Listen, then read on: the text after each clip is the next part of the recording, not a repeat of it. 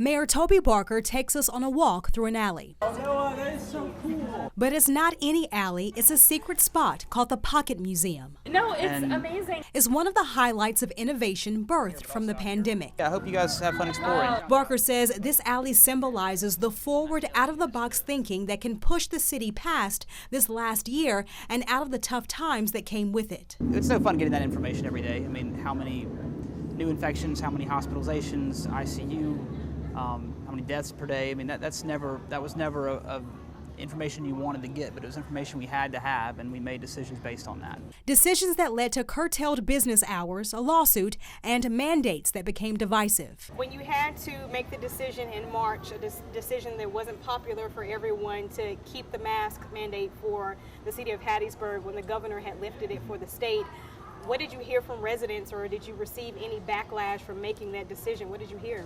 Well, you hear a lot of things. I think we decided early on that we were going to make decisions based on data and not Facebook comments. The whole idea of having a mask mandate was to give yourself time until a vaccine was widely available or until a treatment was widely available, and that's what we did. And I'm glad we waited until we did. You were in your last year, your first term.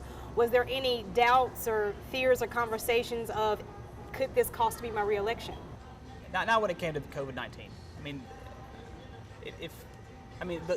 Imagine the weight of knowing that 230 of your citizens. It's okay. Yeah. I mean, people lost a lot this Yeah. past year and a half, and you represent a lot of those people who lost loved ones, so it makes sense that you're affected. But, no, it was the life and public health were the main concerns. Here at West Railroad Street and 6th Avenue is an area of another concern, bridging the gap between East Hattiesburg and West, literally and figuratively. And over our shoulder right here will be where the second overpass will be built. This area will be the location for one of two overpasses coming to East Hattiesburg, a step towards eliminating a generations-old barrier between the East Side community and Central Hattiesburg. It'll also fix the problem of train delays and the hardships that come with it. Back in January, we had someone try to go around the tracks and 2 young people were killed. You're getting rid of that problem. Public safety, just a loss of just economic productivity because you can't get to where you're going. Barker says the road improvements that will come along with the overpasses plus the new police station means $55 million going directly to East Hattiesburg. He acknowledges it's a neighborhood that carries the label of underserved and some feel historically has not been as affluent as parts of Central and West Hattiesburg. He says development is the catalyst for change for East Hattiesburg and beyond. I think putting the focus back on education, but also workforce training opportunities, also gives people ladders of opportunity that they can go and better their neighborhood. And I think the progress you're going to see now over the next 4 years is going to be really exciting for all neighborhoods. Barker says what's still missing in Hattiesburg is the aspiration to play in a bigger league.